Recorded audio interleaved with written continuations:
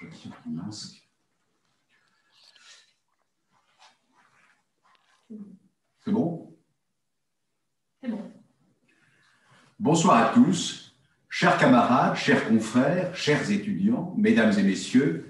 Nous sommes très heureux, au nom du groupe des professions juridiques de Sciences Po Alumni, d'organiser cette conférence sur l'indépendance du juge d'instruction. Je voudrais tout d'abord remercier très chaleureusement nos hôtes, puisque nous sommes accueillis par la Maison du Grand Est, c'est boulevard Saint-Germain, près de Sciences Po. L'actualité judiciaire récente démontre, s'il en était encore besoin, l'importance pour notre démocratie de l'indépendance du juge d'instruction. Comme vous le savez tous, le juge d'instruction, juge du siège, bénéficie de l'inamovibilité et d'un avancement ne pouvant se faire sans son accord, ce qui garantit en principe son indépendance. Qu'en est-il des membres du parquet? Vous le savez aussi, ils sont soumis à l'autorité hiérarchique du garde des Sceaux, ministre de la Justice. Et la création du parquet national financier, le PNF, voulu par le président François Hollande après l'affaire Cahuzac, semble accentuer cette dépendance dans les grandes affaires économiques et financières, souvent médiatico-politiques.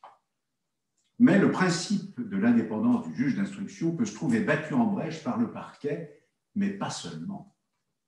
D'abord, la compétence matérielle du juge d'instruction dépend de l'acte de saisine délivré par le parquet. Alors, une instruction pourra être entravée par la volonté du parquet.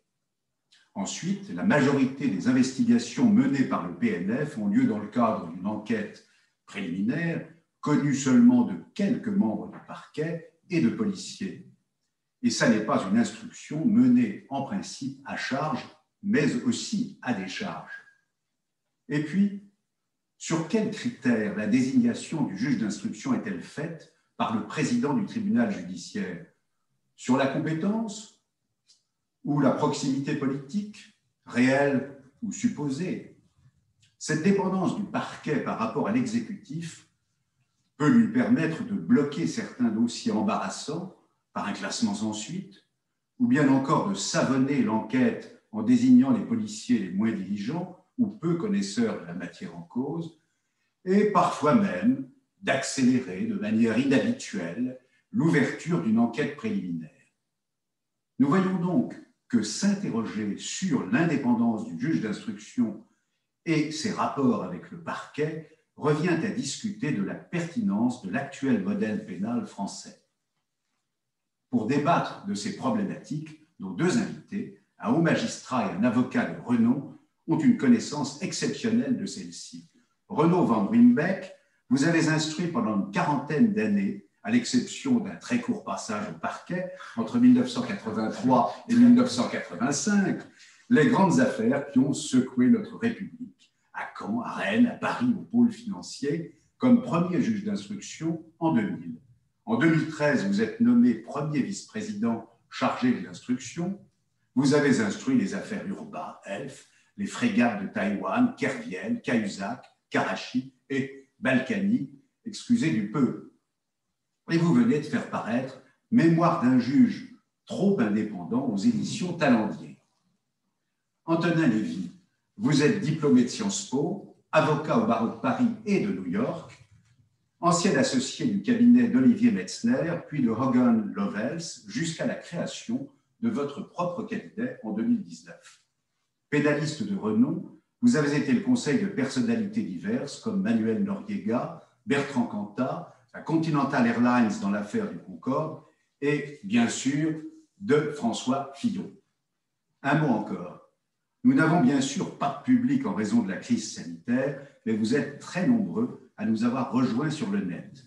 Vous pourrez donc chatter avec nos deux invités, Jean-Louis Magnier et moi-même. Nous allons relayer vos questions qui seront nombreuses. Je vais maintenant leur donner la parole pour un exposé de 10 minutes environ, de vieux souvenirs pour certains d'entre nous et de plus récents pour les autres. Et nous débattrons ensuite de manière interactive. Alors je vais donner la parole d'abord à Renaud Van Wimbeck. Je ne sais jamais comment enlever le masque. et à gluer sur mes lunettes. Mais vous avez jeté le masque dans votre ouvrage. Pas les masques, pas les masques. Jusqu'à un certain point. Bien sûr. Puisqu'on en parle, j'ai publié ce livre et j'ai pris la décision de l'écrire, non sans réticence. Je ne suis pas du tout chaud au départ pour parler de ce que j'avais vécu.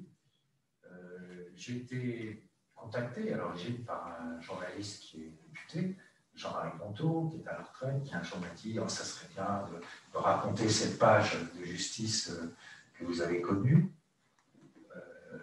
Je lui ai dit à l'époque, on verra après la retraite. Et puis j'en touche, et puis bon, la retraite est arrivée, le public que je m'y attendais, il m'en a reparlé. J'ai hésité et je dirais que j'ai été définitivement convaincu par un ami qui est un magistrat qui j'ai déjà travaillé, qui était au parquet d'ailleurs, on peut se faire des amis au parquet. Ceci, tout est possible. Tout est possible. Des esprits indépendants, même au parquet, même trop indépendants quelquefois. Et donc il m'a dit, mais c'est intéressant que tu expliques cette transition que tu as connue vers l'indépendance. Toute l'évolution qu'il y a eu, puisque j'ai eu la chance ou la malchance, je ne sais rien, de me retrouver confronté au pouvoir pendant 40 ans, notamment pendant des années je dirais, les chape de plomb, les années de plomb, et j'ai vu l'évolution. Première idée, c'était de raconter comment la justice pénale, puisque j'ai travaillé au pénal, s'est émancipée. En disant, c'est important que le citoyen le sache et comprenne ce qui s'est passé, parce que je pense qu'il y a une vraie révolution qui s'est produite. Quand j'ai débuté dans la magistrature, les affaires financières, disons les mots, elles étaient étouffées. Il n'y a pas une affaire importante qui est remontée à l'échelon politique élevé. Aujourd'hui, je n'ai pas besoin de commenter l'actualité, je m'en garderai bien, personne, la justice n'a pas de limite et applique ses propres règles à qui que ce soit, quelles que soient quelles qu'aient été ses responsabilités. Après, on peut discuter les procès, etc. Ça, c'est des affaires particulières et je ne ferai aucun commentaire. Je constate simplement qu'il n'y a plus aujourd'hui de privilèges. Il y a un principe d'égalité. Ça n'existait pas il y a 40 ans. Aujourd'hui, c'est entré dans les mœurs et on n'étouffe plus. On n'étouffe plus. Après, on peut aussi avoir aujourd'hui des manipulations. Pourquoi est-ce qu'une affaire sort à tel moment? Pourquoi elle sort dans la presse? Que doit faire la justice quand elle sort dans la presse, etc. C'est le cœur de notre sujet. Mais j'ai voulu raconter cette évolution en m'appuyant sur ce que j'avais vécu, sans non plus révéler les secrets sur ce qui avait pu être dit ou pas dit dans le cabinet, puisque je dirais une mythologie, évidemment, c'était aussi la difficulté de l'exercice. Donc je me suis appuyé sur essentiellement, j'ai développé des affaires qui ont été jugées publiquement. Tout a été débattu en audience publique. Et également, ça vous étonnera peut-être, sur des sources ouvertes. Sur des sources ouvertes. Donc, j'ai bâti ce livre en disant, voilà, je vais m'appuyer sur ce que j'ai vécu, parce que ce que j'ai vécu de l'intérieur, je peux le raconter, ce que j'ai ressenti, les entraves que j'ai rencontrées, et à partir de là, montrer ce processus. Et puis, mon ami historien me dit une deuxième chose, il me dit, mais n'oublie pas la dimension offshore. J'ai, depuis 20 ans, depuis l'affaire Elf, ça a été vrai après avec toutes les autres affaires, je ne les énumérerai pas, évidemment, mais il y en a eu. J'ai passé 20 ans, 19 ans de ma vie professionnelle à explorer les circuits financiers offshore, avec parfois des résultats, d'autres fois des semi-résultats, et d'autres fois des échecs. Et j'ai voulu un petit peu expliquer ce que c'était que ces circuits offshore, parce que le constat est simple. Aujourd'hui, on a des déficits considérables. Les États s'endettent et se réendettent. Il faut savoir que énormément d'argent, qui est à minima fraudé fiscalement. C'est aussi de l'argent de la corruption, des trafics de drogue, des mafias, etc. Ça représente des milliers de milliards, mais cet argent, personne n'y touche. Voilà. Donc c'est ce constat que j'ai voulu faire. Alors j'ai vécu une expérience, moi, à travers différentes enquêtes. Vous savez, on dit toujours les enquêtes sont des accidents. C'est des accidents. Oui, mais les accidents, quelquefois, ils sont révélateurs d'une situation. Mais en réalité, la justice ne traite que les affaires qui lui sont confiées. Donc, c'est la deuxième. Et puis, je me suis dit, bon, puisque j'ai plus que ça à faire, puisque je suis à la retraite, et je peux rêver, je peux me fantasmer, je peux aller à la pêche. Mais pardon, vous avez deux passions, pardonnez-moi de vous interrompre. Vous aviez le football et aussi le piano. Oui, alors le football, malheureusement, j'ai passé l'âge. Le piano, oui, le piano, je me suis promis de m'y remettre et j'ai commencé à m'y remettre, mais pas suffisamment d'ailleurs, à cause du livre. Donc, je me suis dit, bon, oui, bon, ton histoire, ok, c'est bien gentil, mais c'est intéressant aussi de faire un constat, celui que je viens de vous décrire, le double constat avec ces deux problématiques. Et puis, c'est facile de critiquer, proposons. Donc, je fais des propositions dans les 3 chapitres sur les paradis fiscaux. Je dis, voilà, comment on peut aller chercher, traquer cet argent sale. Et puis, je me suis permis aussi, et là, je rejoins la thématique que vous avez évoquée tout de suite, le problème de l'indépendance, non pas des juges d'instruction, car ils le sont, mais des parquets. Plus globalement, ce qu'on ne sait pas toujours, c'est que la carrière d'un juge d'instruction, elle est faite par le garde des Sceaux. Qui propose pour l'avancement, pour tel poste, etc., la direction des services judiciaires, qui est rattachée au garde des Sceaux. Qui nomme les procureurs? Le garde des Sceaux. Donc, vous voyez cet antagonisme qu'il y a, c'est ça un peu que j'ai voulu montrer, entre des affaires où effectivement je me suis trouvé confronté au pouvoir dans ces affaires politico-financières et où on a une institution qui, elle, n'est pas tout à fait l'équerre. Et je pense que autant on a évolué, c'est-à-dire qu'aujourd'hui, les parquets ont de fait pris de l'indépendance, mais on n'a rien changé en droit. C'est-à-dire que les réformes n'ont pas été faites. Personne n'a voulu donner, et d'ailleurs aujourd'hui politiquement, qui veut donner l'indépendance au parquet? Au prétexte de la politique pénale, on lui dit on ne peut pas laisser des barreaux locaux, on ne peut pas laisser chacun définir sa petite politique dans son coin. Après, pas de politique pénale, on pourrait très bien concevoir des directives, des circulaires à caractère général que seraient tenus de respecter les procureurs, comme les juges sont tenus de respecter la loi, eux aussi d'ailleurs, et leur donner un statut qui leur garantisse une indépendance totale.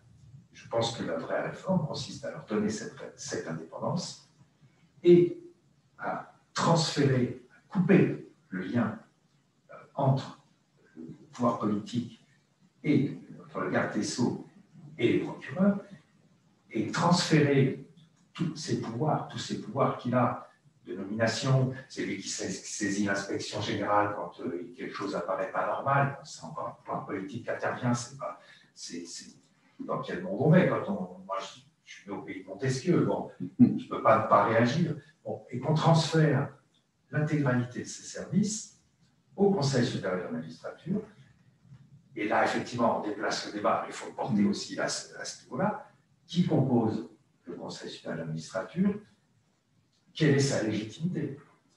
Je pense que là, il y a une grande réforme à faire. D'abord, on ne peut pas laisser un corps s'autogérer, quel qu'il soit, sinon on bascule dans le corporatisme. Le corporatisme, ça peut être la solution la pire, parce que c'est des réseaux, c'est des gens qui se connaissent, etc. Donc, on ne peut pas laisser un pouvoir sans légitimité, sans l'élection, fonctionner tout seul. Donc, je pense qu'il faut une minorité de magistrats dans cette. Alors, évidemment, quand je dis ça, je ne me fais pas que des amis dans le corps auquel j'ai appartenu, mais j'ai horreur de ce mot corps, donc je retiens tout de suite ce que j'ai dit.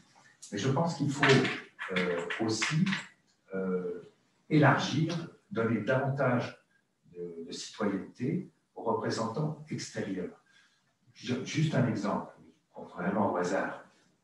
Le président du Sénat désigne 2 membres. J'ai envie de dire, pourquoi le président du Sénat? il y a des assemblées. Pourquoi ce ne serait pas les assemblées avec une majorité des 3/5? Bon. Quant aux magistrats, l'élection se fait par... il y a plusieurs collèges électoraux. Moi, déjà, quand je vois plusieurs collèges électoraux, bon, alors, il y a le collège... voilà. Donc, on surreprésente la hiérarchie judiciaire. Il y a aussi ce problème de hiérarchie judiciaire en interne. Donc, vous voyez que ces problèmes de justice, je crois que j'ai épuisé mes 10 minutes. Non, pas encore. Non, pas encore. Voilà, encore. Presque. C'est pas tout. Et j'aurais jamais pu être avocat parce que ils font 2 heures à tout développer. Donc, voilà les thèmes que j'ai développés. Alors, s'il me reste 1 minute. 1 minute. Sur le thème des offshore, je pense qu'il faut passer aux actes. C'est-à-dire que l'argent, il est là, il est à nos frontières. Et il faut commencer par faire le ménage, sérieusement, en Europe. Vous avez vu encore dans la presse récemment le Luxembourg, on s'aperçoit qu'il gère encore 6 500 milliards. Bon, moi, je vais vous dire une chose. Si j'achète une maison, je vais chez le notaire et je la signe à mon nom. Pourquoi certains vont constituer une société au Panama, avoir un gestionnaire au Luxembourg? Ça, déjà, voyez mon esprit simple. C'est ce qu'on avait reproché aux époux Balkany, d'ailleurs, voilà. Notamment. Je n'évoquerai pas un dossier en particulier. Mais en tout cas, c'est ce qui a été jugé. Je ne vois pas qui vous voulez parler. Bon. Mais voilà, non, mais il y a énormément d'avoir, même, ne serait-ce qu'à Paris, prenez dans les beaux quartiers, bah, ici, par exemple, si on faisait... Moi, si j'étais à la direction des impôts, je dirais, on n'y a jamais mis, on pourrait même y mettre. Je commencerais par dire, bah, on va prendre tous les gens qui habitent là, et puis on va regarder si c'est à leur nom ou si c'est pas à leur nom. Bon, et là, on va commencer à travailler sérieusement. Bon, pourquoi j'aurais jamais de...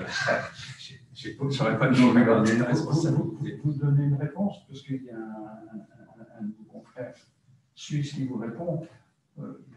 C'est de votre faute, vous les Français, vous prenez trop d'impôts, donc du coup les Français vont planquer leur affaire. Oui, ça on l'a déjà dit. C'est ce que vous dites d'ailleurs. Pas suisse, de Liechtenstein. Ah oui, Liechtenstein, oui, c'est encore mieux. C'est encore mieux, je pense. Je me souviens dans la conversation lui avoir dit benoîtement, bon, bah, oui, monsieur, mais quand vous allez à l'hôpital, évidemment, vous vous faites soigner à Vaduz, qui fait 6 000 habitants, pas de souci. Bon, vos enfants, vous les mettez à l'université à Vaduz, on est bien d'accord, sous le château du princier. Bon, la discussion a tourné court assez vite, je dois dire.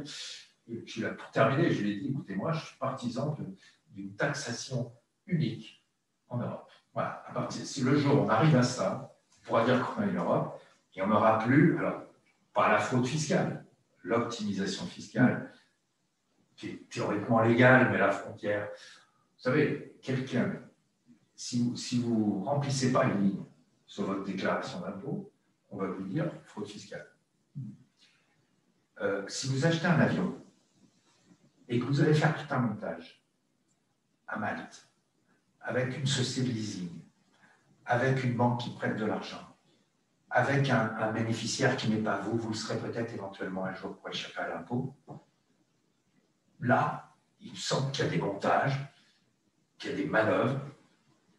Dire que dans un cas, on est dans la fraude fiscale et dans l'autre, on ne l'est pas, je ne suis pas sûr que ça tienne éternellement. En tout cas, personnellement, je souhaite qu'on évolue aussi à ce niveau-là, parce que c'est plus tolérable aujourd'hui. Je reviens au principe de base. Moi, c'est un principe qui m'a toujours guidé, en quelque sorte, c'est le principe d'égalité. Voilà. Donc là, il y a des inégalités flagrantes. On peut trouver des solutions. Je pense que l'Europe doit faire ménage. Elle doit se doter d'institutions fortes. On doit exiger de chacun de ces pays qu'il y ait une transparence comme elle existe en France, comme elle existe en Allemagne. Pourquoi est-ce qu'elle n'existe pas au Luxembourg? Pourquoi est-ce qu'elle n'existe pas au Liechtenstein? Pourquoi est-ce que ce sont ces petits États qui vont nous dicter finalement, qui nous permettent à l'argent d'être détourné? Voilà. Bon, je crois que cette fois-ci, j'ai atteint mon quota. Comme je sais que Maître Lévy, lui, il va utiliser d'abord, il parle derrière moi, donc il a esprit.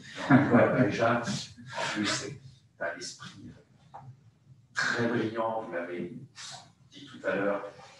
C'est normal, il s'est cru comprendre que vous sortiez de Sciences Po. Bon, Moi, je fais toujours le complexe par rapport à Sciences Po. Je n'ai pas fait Sciences Po. Je pense que... Vous avez fait l'ENM, hein. Oui. Ce qui n'est pas un concours facile. Oui, mais enfin, moi, je toujours dit l'ENM, c'est la facilité par rapport à l'ENA. Donc, je ne suis pas dans la même cour. Vous voyez ce que je veux dire? J'ai ce complexe en moi qui dure depuis longtemps. Enfin, toujours est-il que je laisse bien volontiers la parole à Maître Lévy. Alors, Antonin Lévy, est-ce que vous avez constaté cette évolution dont parle Renaud Van Ruymbeck depuis que vous êtes avocat? Écoutez, cette transparence. Permettez-moi d'abord de vous dire combien je suis heureux de retrouver aujourd'hui Renaud Van Ruymbeck, que je n'avais pas vu depuis quelque temps, et dont l'absence au palais de justice a laissé un grand vide. Son départ de l'instruction pour partir à la retraite a eu le bonheur de nous apporter son ouvrage, que je vous incite à lire, puisque c'est rare d'avoir un magistrat qui lit, sans révéler aucun secret, les choses qui l'ont animé et qui révèlent sa vision des choses et sa vision des dossiers. Et surtout à l'instruction, où en effet le juge est muet et ne s'exprime que par les actes de procédure, avoir cette vision a posteriori de votre regard et de votre perception de ces années, du combat difficile pour sortir des années de plomb, de la nécessité de faire émerger les affaires politico-financières qui, vous le démontrez très bien, étaient étouffées. C'est véritablement passionnant. Et pour le juriste et pour le citoyen en général, avoir cette vision des choses est un regard suffisamment rare pour être savouré quand on l'a sous les yeux. Votre présence au palais est également regrettée, car vous étiez, et vous le savez, je crois, un des magistrats avec lequel les avocats avaient pas du plaisir, parce que dans de nombreux dossiers, quand vous aviez plus recours à la détention provisoire, mais cela vous arrivait, vous aviez recours à la saisie des avoirs de manière relativement large, donc souvent nos clients avaient à partir avec vous, mais sans aucune, je dirais, aucun esprit clément.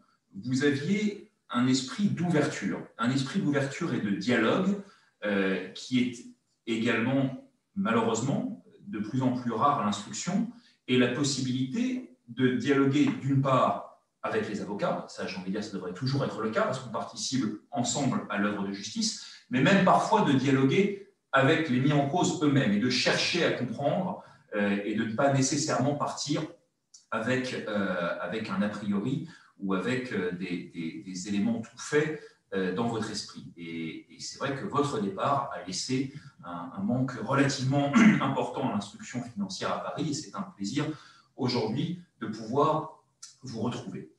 Le titre de votre ouvrage est extrêmement intéressant.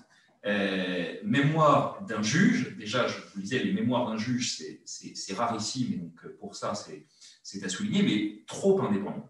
Parce que dans cette formule, il y a deux mots qui, moi, m'interpellent.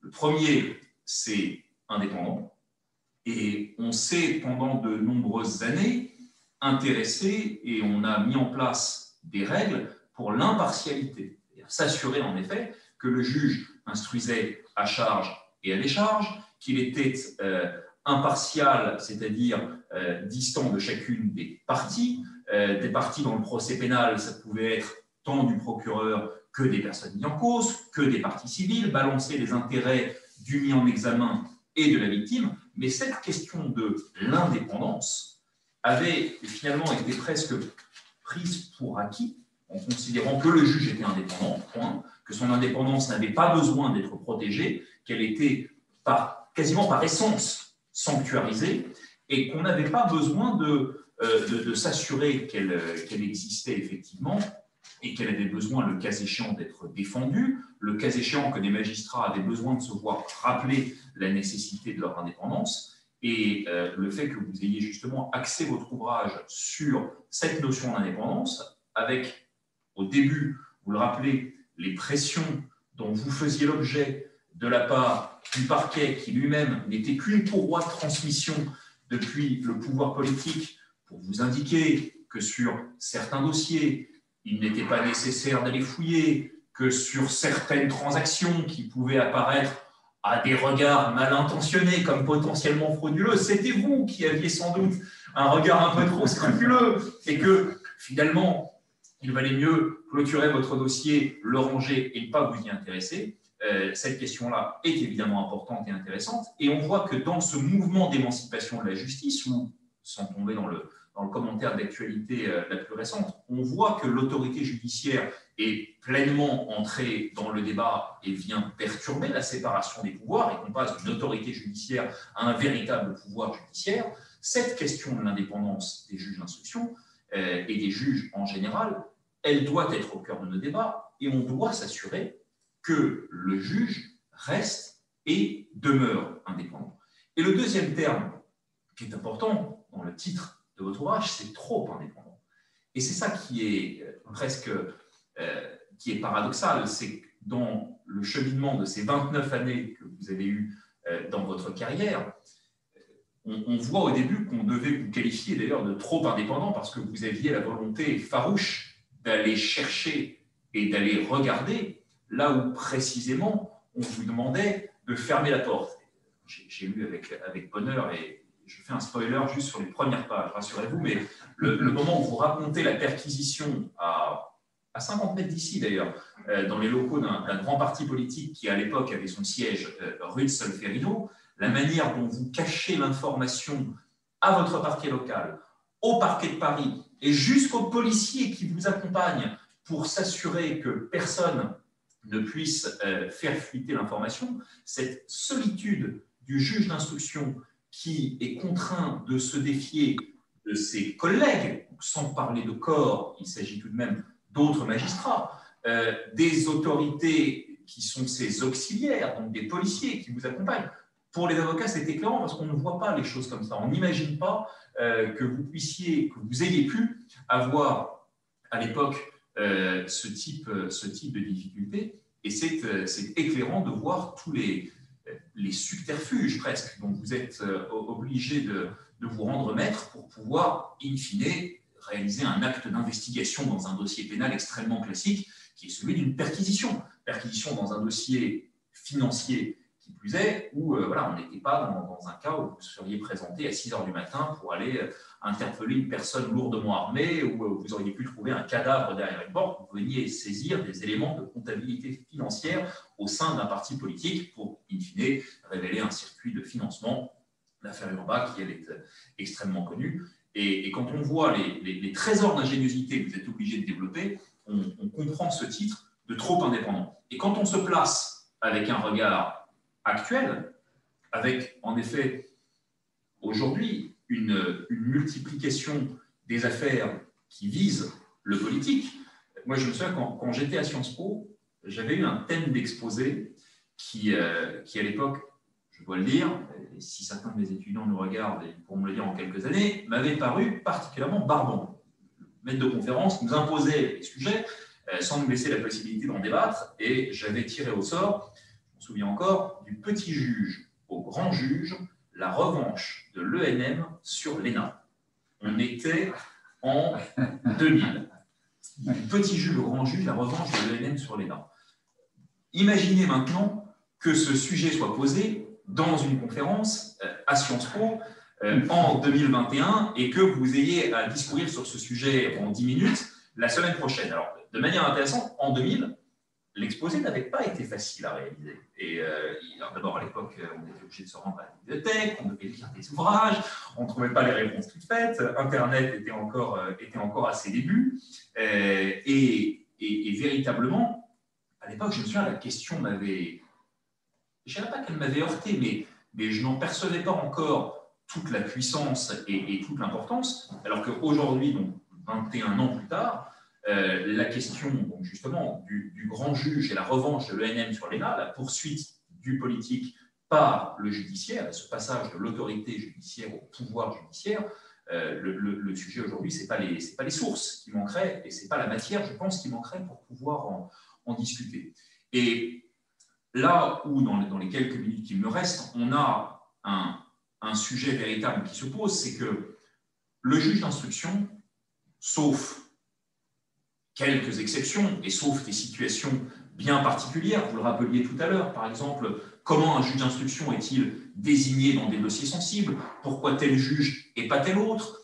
Pourquoi un collège de l'instruction dans certains cas, ou plusieurs magistrats instructeurs dans certains cas, et pourquoi un magistrat instructeur dans d'autres? Comment ces choix sont-ils, comment ce qu'on appelle ces décisions d'administration judiciaire qui ne sont pas susceptibles de recours sont-elles décidées? C'est une question, elle existe, mais c'est presque quasiment une question à la marge, comparée au principal thème de l'indépendance. Il faudra les trancher, il faut qu'on les règle, mais ce n'est pas la question principale. Le véritable débat aujourd'hui dans la question de l'indépendance du juge, c'est le fait que quand vous regardez en matière statistique, vous avez 98% de la réponse pénale qui est apportée dans le cadre d'enquête préliminaire ou d'enquête de flagrance. Ce qui veut dire que la question du juge d'instruction se pose, d'ailleurs la statistique diminue encore, la mienne est un peu datée, se pose dans moins de 2% des cas.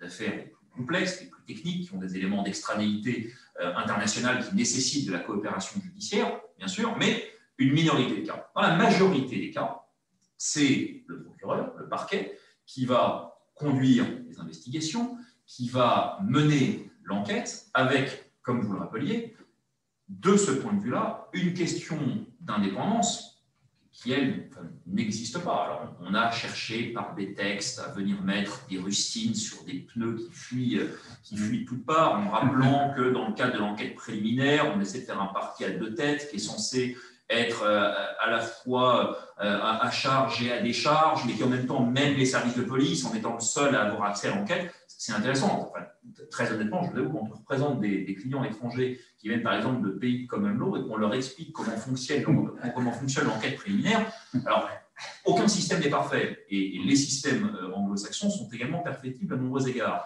Mais quand vous leur expliquez le fait qu'il y a un dossier, que seul le parquet y a accès, que vous n'avez finalement pas de voie de recours, qu'il n'y a pas de procédure d'habeas corpus, qu'on peut vous perquisitionner, que vous pouvez avoir des fuites dans la presse et que votre seul moyen de défense, c'est « Ah ben non, en fait, vous n'en avez pas ». Ils vous disent « Je ne comprends pas, vous êtes le pays des Lumières, vous avez une constitution, vous êtes un pays de droit écrit, vous avez dans votre bureau des espèces de bouquins rouges qui ont l'air d'encombrer vos étagères et on croyait que vous étiez un pays de droit relativement développé. Comment se fait-il que vous en soyez dans ce système-là » Avec en plus, quand on leur dit, alors figurez-vous que le procureur qui enquête dans vos dossiers, il a un lien hiérarchique avec le pouvoir exécutif, et littéralement, les clients tombent de leur chaise. Ils disent, mais quel est ce pays, quel est ce système judiciaire, comment cela est-il censé fonctionner et dans quel traquenard? Oui, et donc on leur dit, je vais aller parler au procureur, ne vous inquiétez pas, surtout pas, arrêtez, sortez-moi de là. Et faites en sorte que ça cesse. C'est là que le mandat d'arrêt va finir par trouver son application.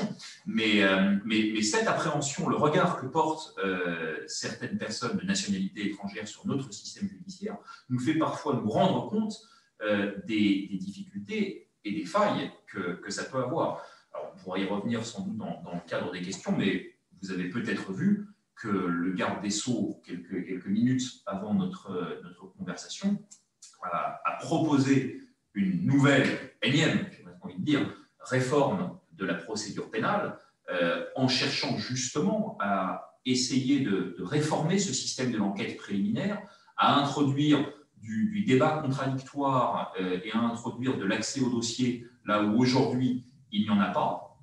C'est intéressant, c'est un premier pas, sauf que, à nouveau, sans la question de l'indépendance du juge, le parquetier et d'un juge, il en reste un, sans la question de l'indépendance du juge, de celui qui sera le deus ex machina de toute cette procédure, on peut faire ce que l'on veut, et là, à nouveau, sans commenter l'actualité, on voit que quoi que vous fassiez, quelle que soit la procédure, quand le voile de la suspicion existe sur son manque d'indépendance, on pourra faire ce qu'on veut en procédure. Toutes les réformes de la Terre, le vrai sujet, le vrai débat, demeure sur la question d'un juge indépendant. Merci. Moi, j'ai une question, Monsieur Van Ruymbeck. Est-ce que votre père avait raison lorsque votre père, haut fonctionnaire, énarque, vous avez aussi un frère, haut fonctionnaire, énarque, lorsque vous lui avez dit, voilà, je veux embrasser… Il y en a qui ont réussi dans la famille. Nous apprécions beaucoup votre humour. Non, c'est vrai. Et j'en reviens à cette question qui vous a dit, mais comment est-ce que tu peux choisir un métier Alors que, regarde, sous l'occupation, ce sont les mêmes juges qui ont condamné les résistants et ceux ensuite qui ont condamné les collabos. Alors, qu'est-ce que vous pensez? Est-ce que votre père avait raison? Vous dire ça. Au fond, ça pose la question de l'indépendance. Au fond, ça veut dire que même un juge du siège n'est pas indépendant. Enfin, dans l'esprit de votre père, si je ne déforme pas sa pensée.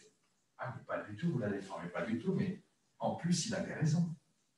Il a fait une guerre, il a fait la guerre, il a débarqué, il était communiste, alors j'ai hérité un peu de ça quelque part. Et il en reste. Il en reste quelque chose. Il a rendu sa carte en 1956. Ah, tiens. Au moment de Budapest. Oui, alors, je vois. C'était un caractère entier, donc le jour où il rend sa carte, jusque-là, il avait été pénalisé. Bien sûr, il avait fait l'ENA dans les premières promotions de la résistance. Oui. Vous savez que les communistes à l'époque n'étaient pas haut. C'était pas le macartisme, enfin bon, non, on n'avait pas forcément les postes les plus intéressants. Non, enfin, il y avait quand même des ministres. Sortait de l'ENA. Oui, il y en a eu. Oui, d'accord. C'est même les ministres du général de Gaulle. Voilà, en tout cas, sa vision de la magistrature, quand il me dit ça, malheureusement, je ne peux que lui donner raison. En plus, c'est la statue du commandeur. Lui, il était du côté de ceux qui se sont battus. Bon. Donc, il me renvoie une image de la magistrature qui n'est pas très, très glorieuse. Bon, est-ce que ça m'a motivé? Est-ce que je ne vais pas mettre sur le divan, j'en sais rien, mais il m'a inculqué, en tout cas, un goût du service public, et deux, l'idée d'une indépendance. Est-ce que j'ai voulu le prouver, me le prouver? J'en sais rien, je ne rentre pas dans ce débat, mais j'ai toujours eu à cœur de dire non, les juges sont indépendants, ils doivent l'être.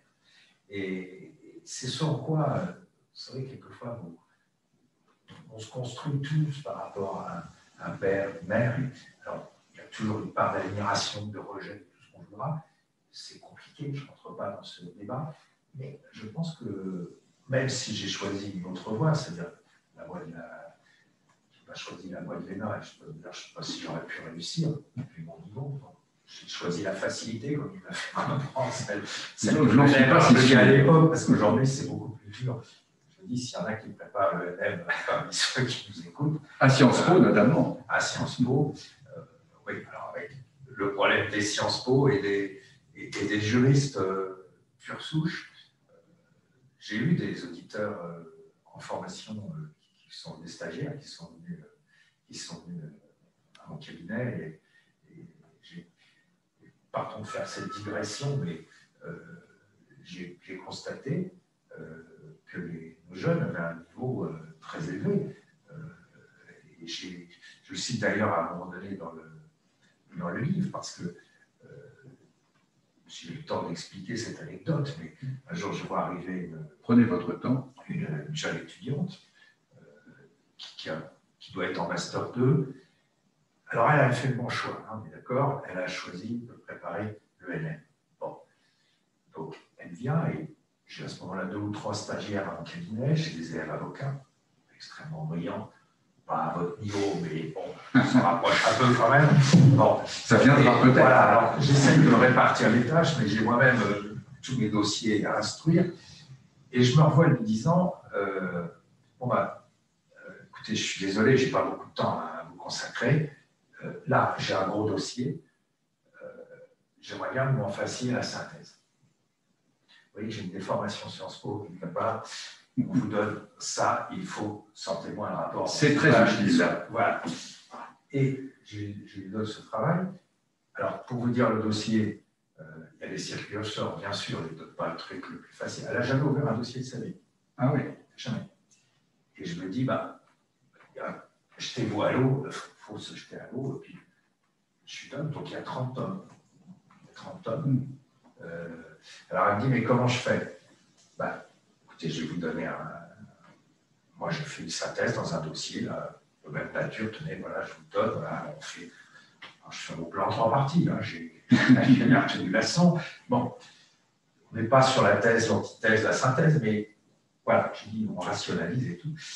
Bref, je ne sais pas, 15 jours après, parce que j'avais 2 mois, parce que vous ne pouvez pas prendre les étudiants plus de 2 mois, parce que sinon, il fallait les payer. Voilà.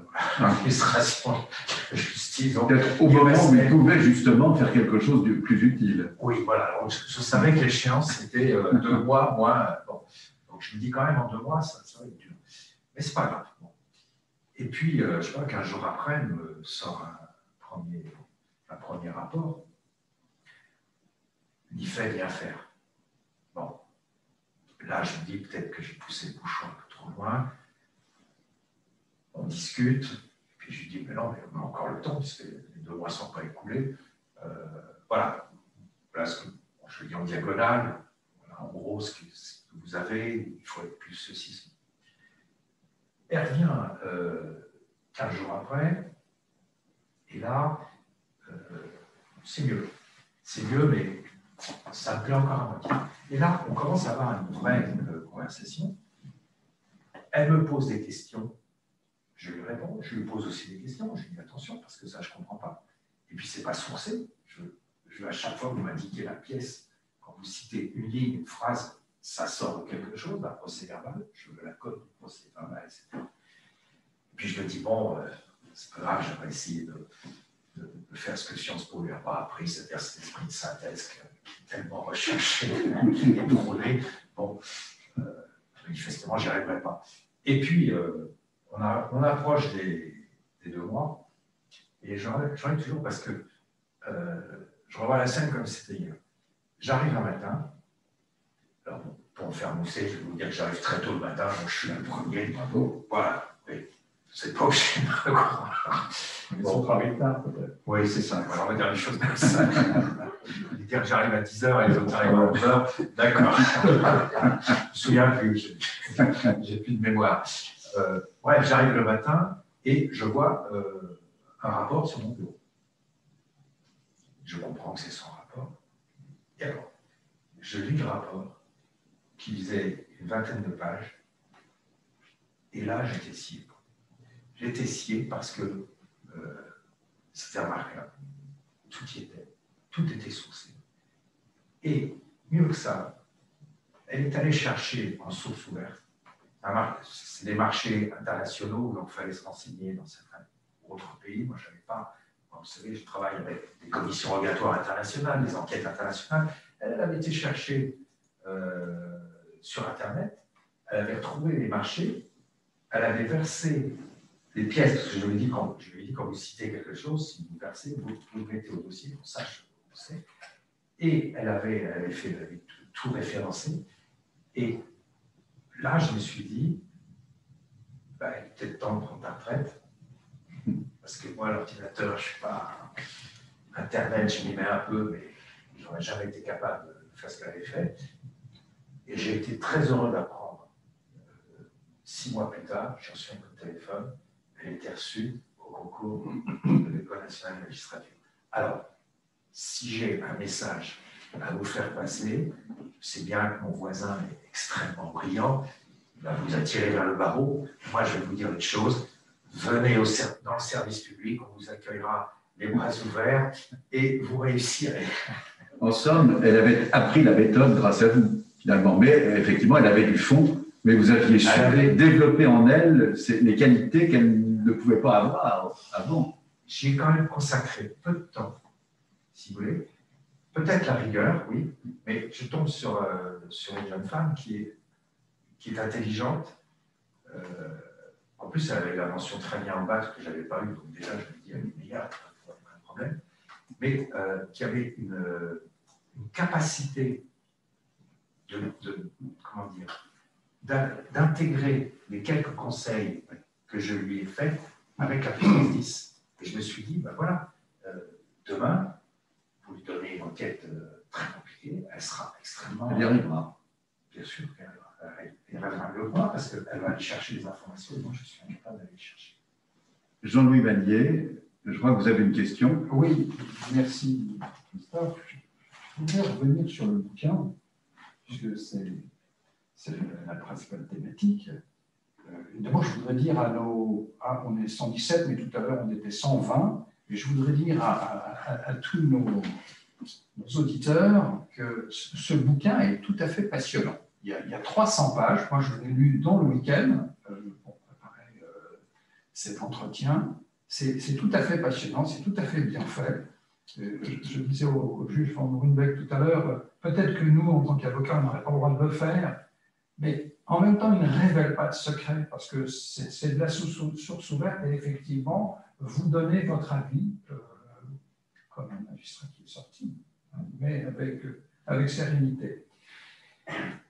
Donc, je le recommande, c'est chez Taillandier, ça coûte 20,90 €. C'est un bouquin épatant, on le trouve dans toutes les bonnes librairies, et peut-être même sur Internet, si vous allez sur le lien.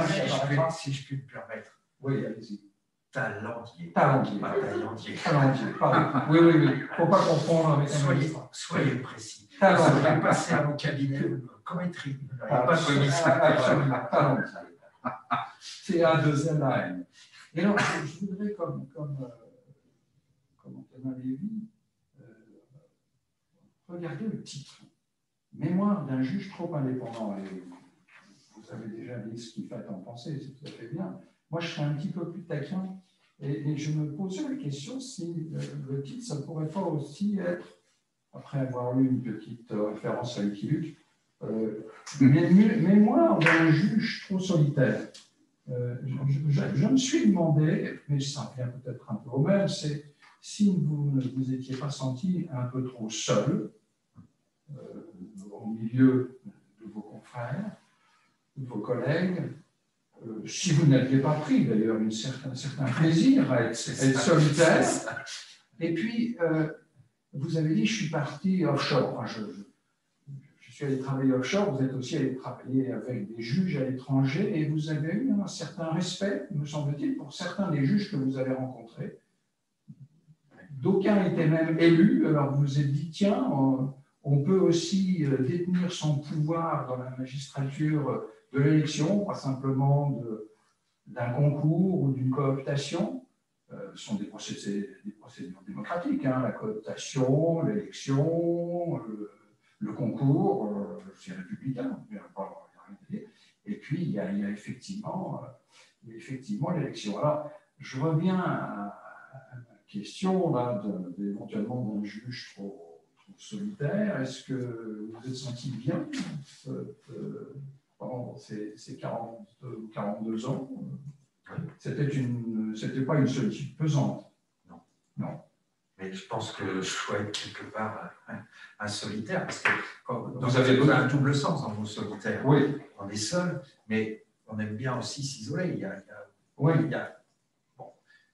voilà. J'ai dû apprendre à travailler collectivement, puisque maintenant, M. Lévy l'a rappelé tout à l'heure, on a des dossiers où il y a des co-saisines, il y a plusieurs juges saisis, ce qui m'a posé problème.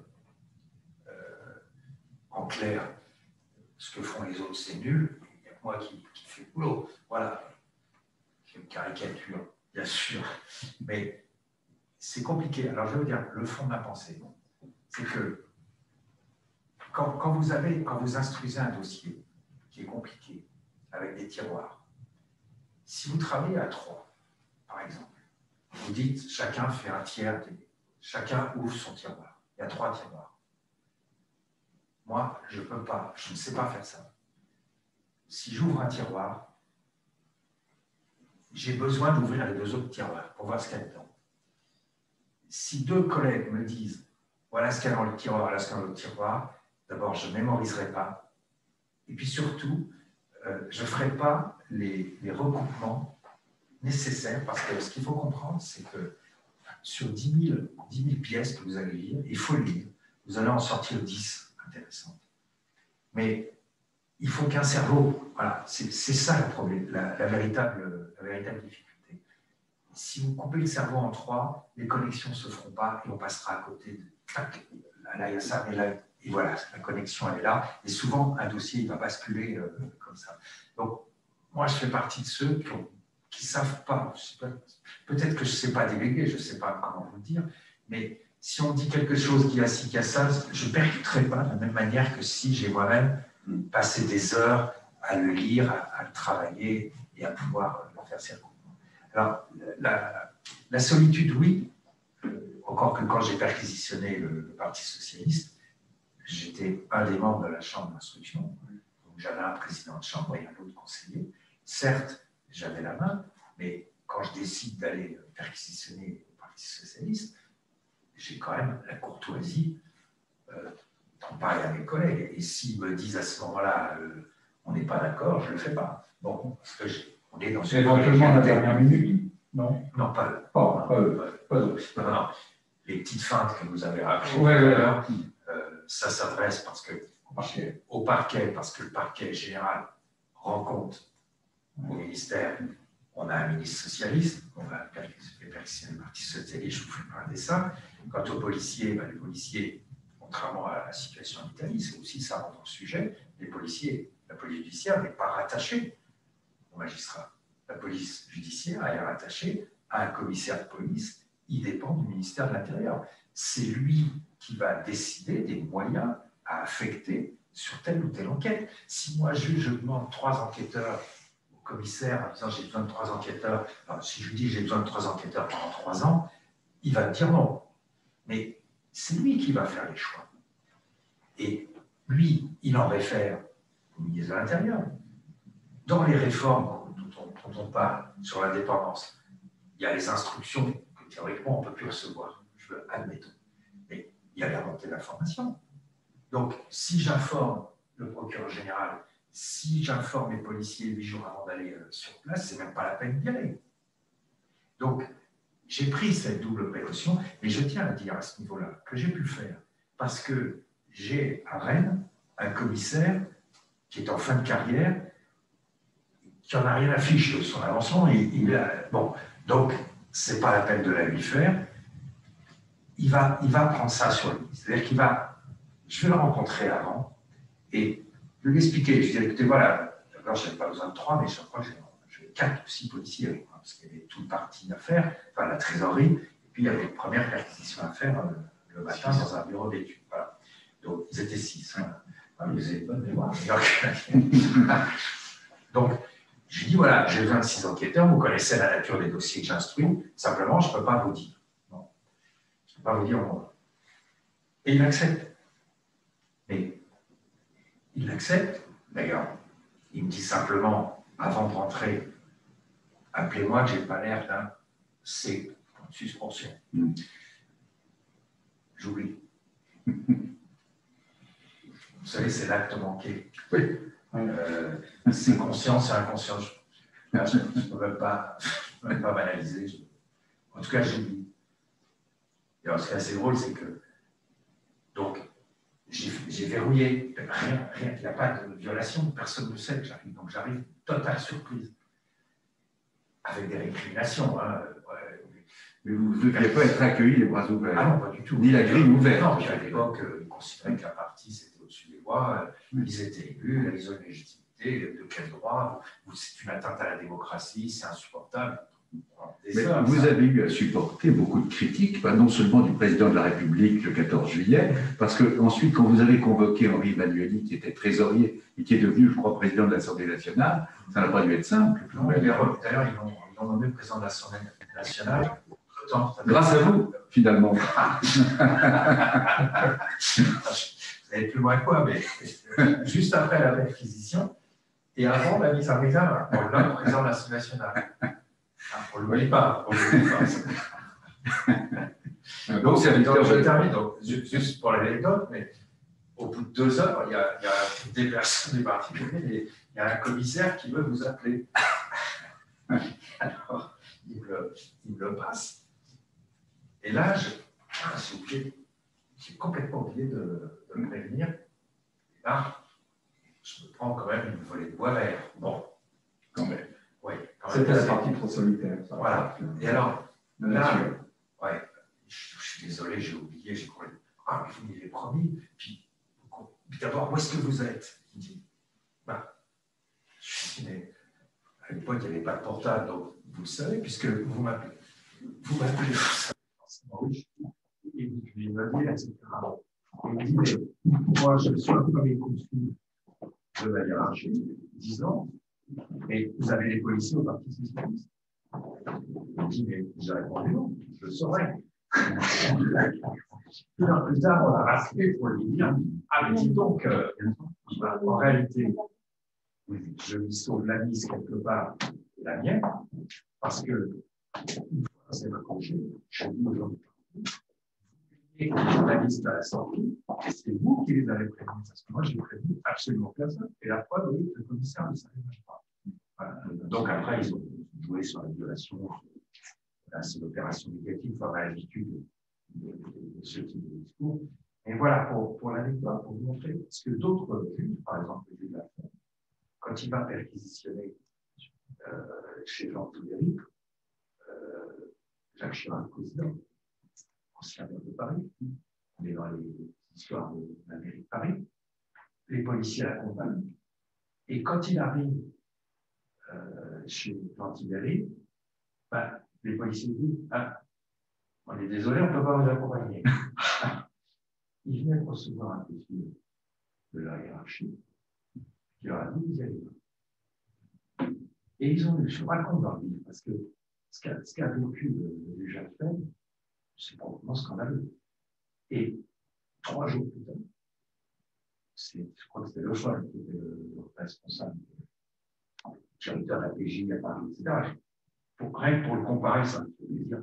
Mon commissaire Mélez qui me dit bon, c'est un breton, c'est un Urs, voilà, c'est cela, on peut compter un petit peu plus fort vers le micro. Ah d'accord, il faut que je parle plus fort. Bon. Donc, 3 jours plus tard, le ministre de l'Intérieur, je ne sais pas si c'est Jean-Louis Debré, le fils, félicite Le Foll. Il est proche de Jacques Chirac. Donc, vous voyez cette cassure qu'il y a. Et mon collègue Éric Alphen, il va faire la perquisition tout seul, avec sa confrère. Il n'a pas les policiers pour l'assister. Et le policier qui donne le feu vert à la félicitation du ministre de l'Intérieur. Vous imaginez aujourd'hui une situation comme celle-là. C'est juste impensable. Donc, cet exemple montre bien, je sais, je date un peu, dans les années 95, c'est 20 ans, 25 ans, mais cet exemple montre le fossé qu'il y a entre la situation de l'époque et celle d'aujourd'hui.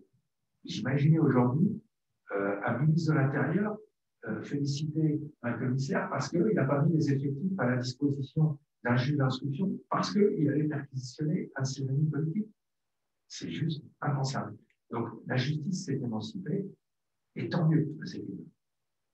Il y a une question qui a été posée, qui est pourquoi y a-t-il autant de fuites pendant les instructions? Voilà. C'est un peu vite. Oui, de commencer. Vous voyez, je n'ai pas besoin de dire. Mais je vais vous envoyer. Je peux commencer. Non, j'assume. 1897. 1897, il y a avant et après.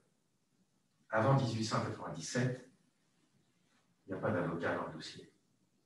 Le juge fait ce qu'il veut. Les procédures sont secrètes. Regardez ce qui se passe chez M. Poutine. Je pense que le secret est bien gardé sur certaines affaires. Et puis, on introduit l'avocat. Alors, je le dis par provocation, par jeu, peu importe, mais je ne vise personne, je n'ai jamais visé personne, mais ce qu'il faut comprendre, c'est qu'il y a avant la mise en examen et après.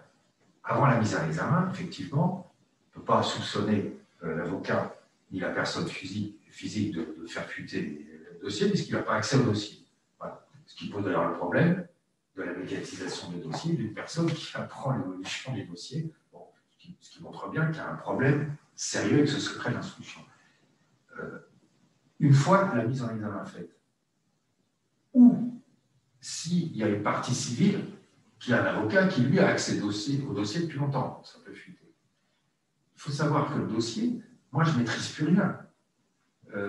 La copie, elle est délivrée, et elle est délivrée sous forme numérique. Le parquet a une copie, les informations remontent à la chancellerie, les policiers ont la copie de leur procédure, les informations remontent à l'intérieur, les avocats ont une copie des informations peuvent fuiter. J'accuse personne, ce n'est pas mon but, mais ce que je veux dire, c'est que voilà pourquoi ça fuite.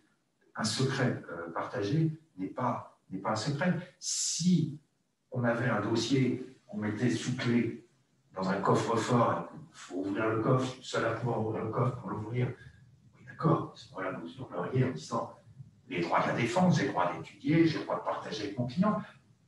On donne aussi, je donnais très souvent, je donnais systématiquement, l'autorisation pour l'avocat préalablement à l'interrogatoire.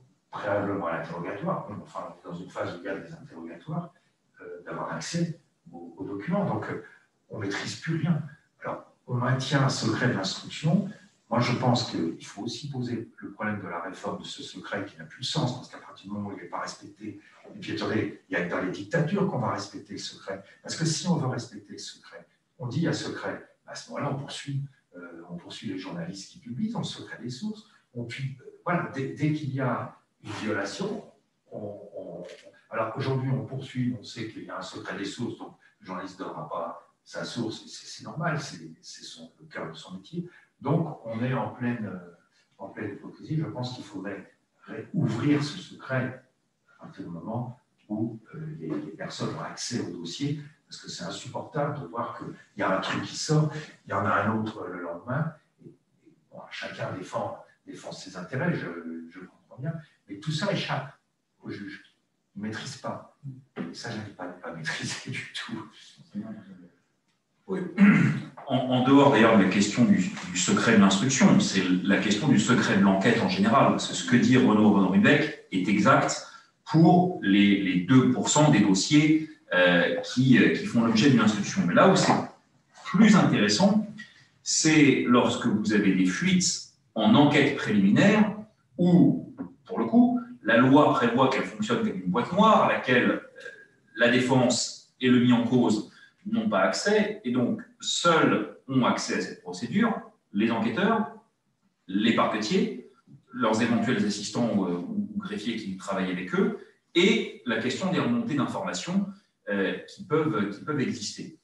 On a vu récemment, alors l'information est publique, on en avait débattu à l'audience, dans un dossier que j'avais eu à connaître, qui était le dossier Fillon, justement dans la phase avant l'instruction, en enquête préliminaire, parce que le dossier commence par l'enquête préliminaire du PNF, on avait dans la presse, dans Le Monde en l'occurrence, des morceaux d'interrogatoire de mon client et de son épouse qui étaient publiés. À un moment, je le répète, quand l'article paraît, personne n'a accès au dossier, à part le PNF, à part les enquêteurs, on n'était pas nombreux dans la salle, et au vu de l'information dont on dispose, c'est tout.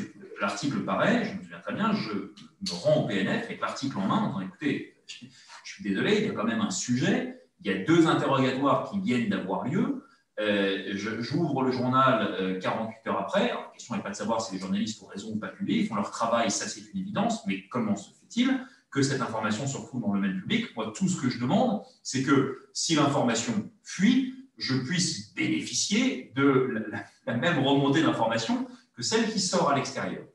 Et je sais très bien, on avait débattu avec le PNF à l'audience, donc je ne viole pas de secret. Le parquet financier dit que c'est impossible. Ici, alors pour le coup, me disent-ils, le dossier est sous clé, il est verrouillé dans un coffre, personne n'y a accès, les enquêteurs ont toute notre confiance, vous n'y pensez pas.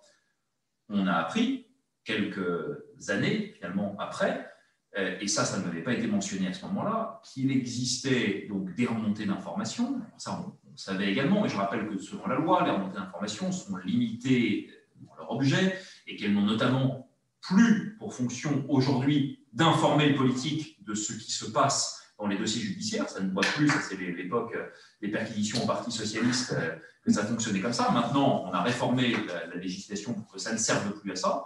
Et ce qui n'avait pas été évoqué, on se rend compte qu'en réalité, ces fuites, et quel que soit le niveau hiérarchique auquel elles ont eu lieu, je veux bien croire à la bonne foi des parquetiers qui me disent, parce que c'est vrai qu'en plus les fuites souvent ne sont pas dans l'intérêt non plus des magistrats et viennent perturber leur enquête. Donc, je veux bien croire à la bonne foi du parquet, je veux naturellement croire à la bonne foi des enquêteurs qui eux aussi ont beaucoup trop à perdre pour pouvoir se livrer à ce type d'agissement. En revanche, le long de la chaîne dans l'exécutif, est-ce que quelqu'un, voyant ces notes de synthèse passées, et on avait fait le travail, c'était intéressant, on voyait qu'en fonction de ce qui était paru dans la presse et ce qui figurait dans les PV, ce n'était pas une exacte retranscription, et ça ressemblait furieusement au travail de votre jeune étudiante, à qui on aurait confié un dossier épais comme ça, et à qui on aurait dit « faites-moi une fiche qui va tenir sur une page pour que le ministre puisse la lire et n'ait pas à se taper les 17 pages d'interrogatoire de monsieur, les 19 pages d'interrogatoire de madame, les 27 pages de perquisition ici. Faites tout tenir sur une page avec les extraits choisis et avec les éléments que le ministre doit connaître. Et à partir de ça, faites votre document de synthèse et le document va remonter. » Et on voit bien que ces fuites enfin, moi je veux bien qu'on me donne une autre explication, mais personnellement, j'en vois aucune autre. Les fuites venaient de ces remontées d'informations qui, je l'affirme, sont illégales, ne doivent plus exister. La loi a été réformée pour qu'elle n'existe plus et qui pour autant demeure. Parce que, voilà, on nous avait expliqué, je me souviens bien, c'était dans la commission d'enquête parlementaire qui a eu lieu à la suite de ces éléments-là, il avait été répondu que c'était pour permettre au garde des Sceaux, s'il était interrogé à l'Assemblée nationale, de répondre. En effet, le garde des Sceaux a besoin d'assister aux interrogatoires et d'avoir les éléments pour pouvoir répondre. Ce que tout garde des Sceaux a toujours répondu quand il a été interpellé à l'Assemblée nationale par une question directe, c'est une enquête est en cours, laissez la police et la justice faire son travail, on ne commande pas, chers collègues, question suivante, point. Et donc la justification qu'on nous avait apportée, alors je ne sais pas, est-ce que c'est du voyeurisme malsain, c'est possible, est-ce que c'est une volonté de contrôle ou de politique essaie sur ces éléments dont il est évidemment exclu alors que ça l'impacte et alors que ça le vise, de conserver une part de contrôle et une part d'information, c'est ma conviction, mais toujours est-il que cette partie-là doit être réformée, parce que les fuites, elles existent donc à l'instruction, à l'enquête préliminaire, en permanence, et c'est pour ça qu'il faut réformer le système, parce que, en effet, la transparence est nécessaire, parce que le secret est souvent soit mal interprété, soit cherche à cacher des choses inavouables, mais cette espèce de déséquilibre qui existe aujourd'hui avec des fuites organisées ou non stoppées, ce n'est pas un système qui est souhaitable.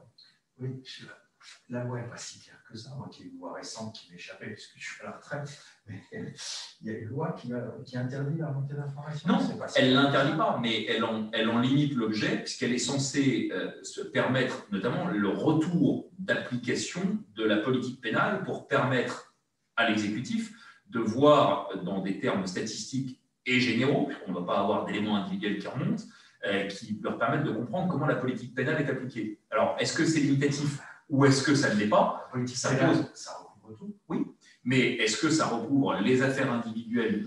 L'autre texte qui existe, qui lui a également valeur législative, c'est le secret de l'instruction et le secret de l'enquête. Et le pouvoir exécutif, justement, n'y est pas tenu. Donc, faire remonter des informations nominatives, individuelles et précises à des personnes qui, d'une part, n'y sont pas tenues, et à des personnes qui, par ailleurs, d'autre part, dans les dossiers politiques, auront évidemment à cœur de faire sortir l'information quand ça leur sera utile, on voit que ça ne peut pas fonctionner.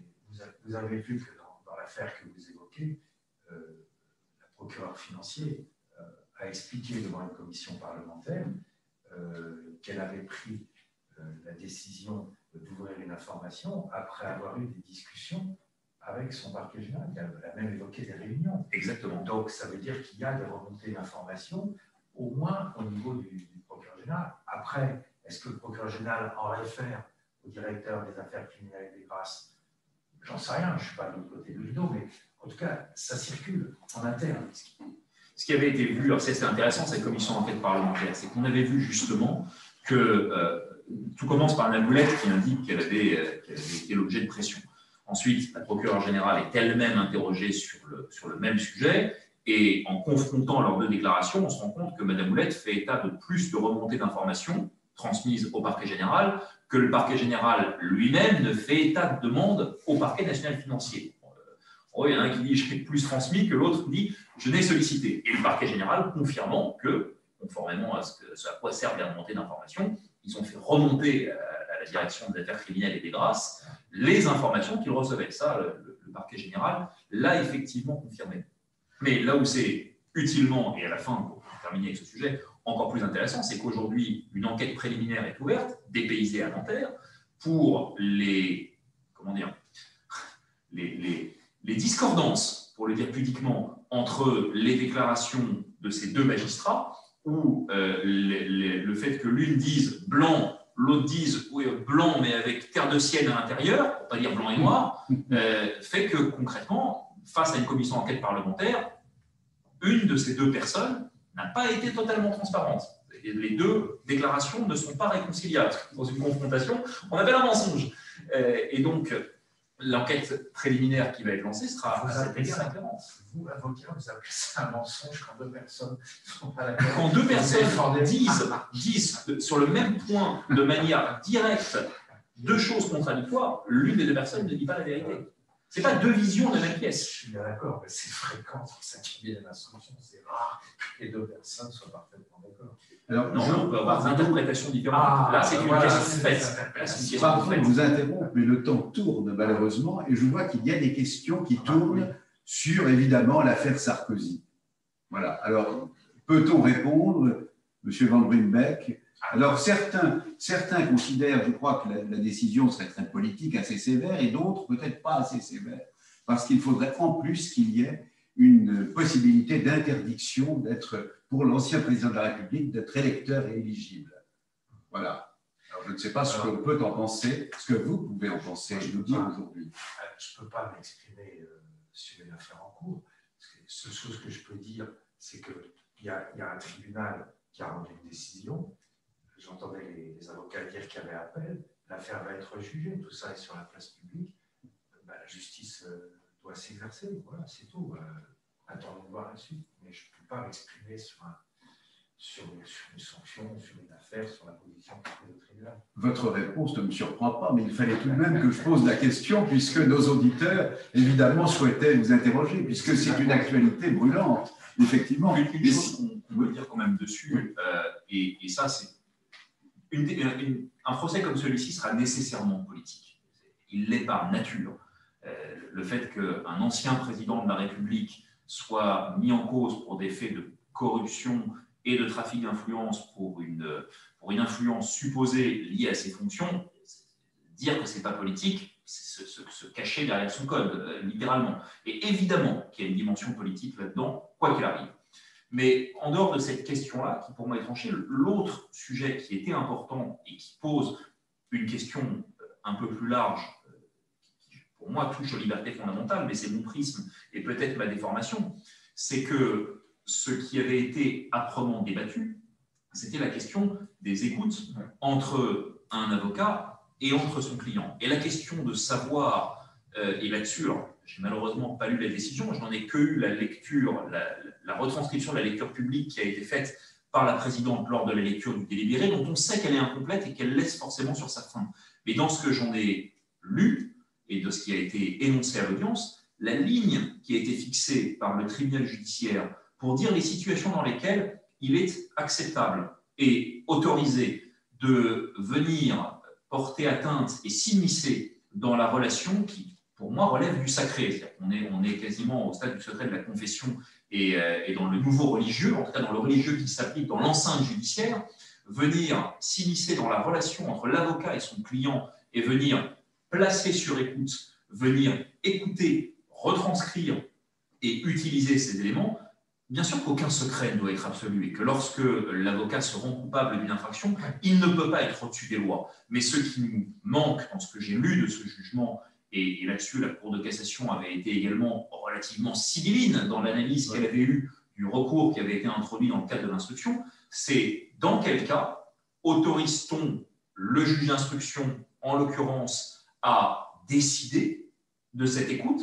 Est-ce que le simple fait qu'un client et son avocat choisissent d'utiliser un téléphone sous nom d'emprunt est un indice suffisant pour permettre la commission d'infraction? Moi, j'affirme que non. Si je choisis de discuter avec mes clients via WhatsApp, via Signal ou via un téléphone avec un nom d'emprunt parce que je pense et je crains que des magistrats mal intentionnés puissent venir écouter, c'est non seulement mon droit, mais c'est également mon devoir.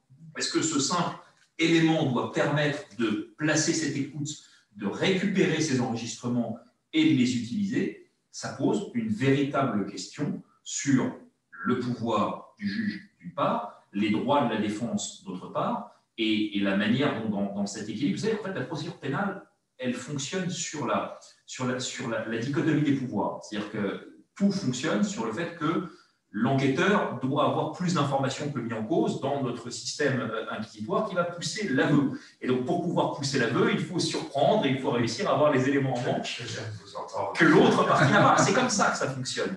Et face à ce principe, il y a peu de bulles de protection et le secret professionnel en était une.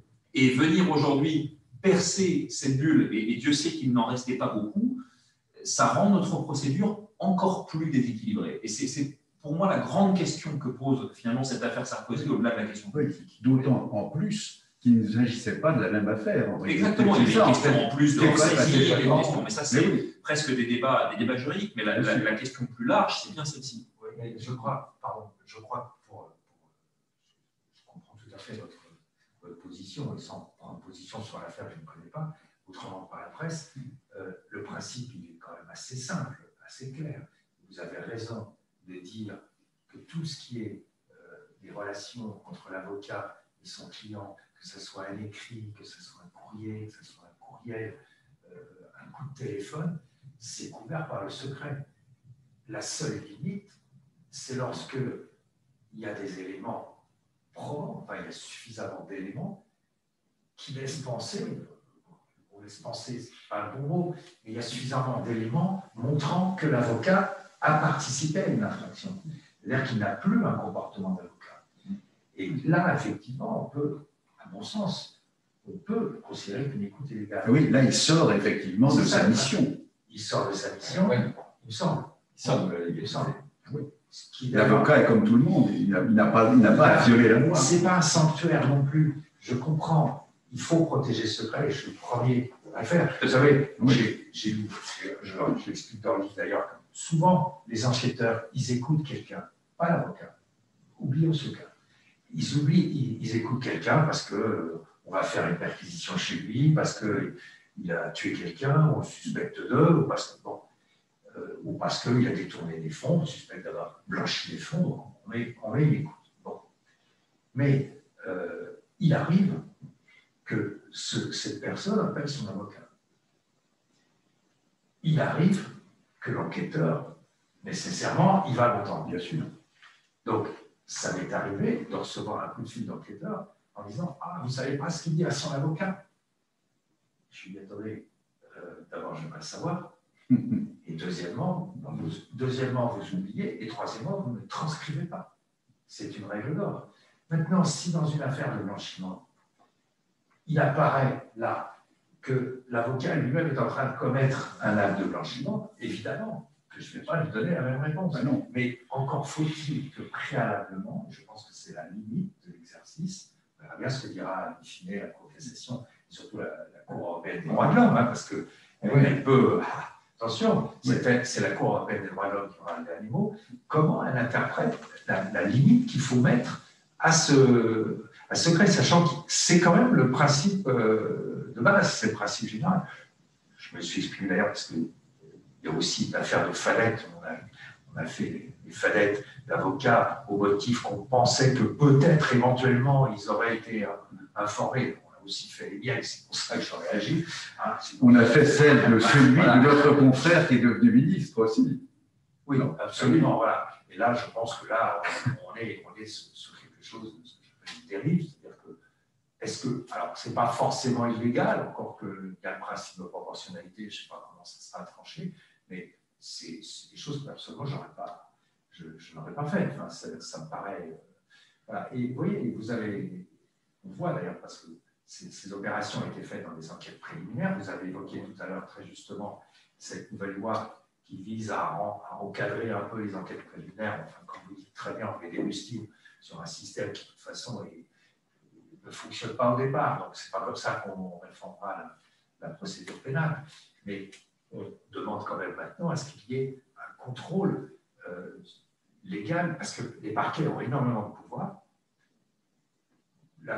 Le parquet national financier ouvre de moins en moins d'informations, il traite de plus en plus de dossiers en enquête préliminaire, ça va plus vite, c'est ce qu'ils disent, puisque justement, il n'y a pas d'avocat, il n'y a pas de voie de recours, et c'est vrai qu'on a des délais extrêmement longs à la chambre d'instruction à Paris. Moi, j'ai connu des délais qui portaient sur 1 an, 18 mois. Bon, pendant ce temps-là, il ne se passait rien. Pendant ce temps-là, on est bloqué s'il y a un problème de principe qui est soulevé. Mais on fait du contradictoire à l'instruction.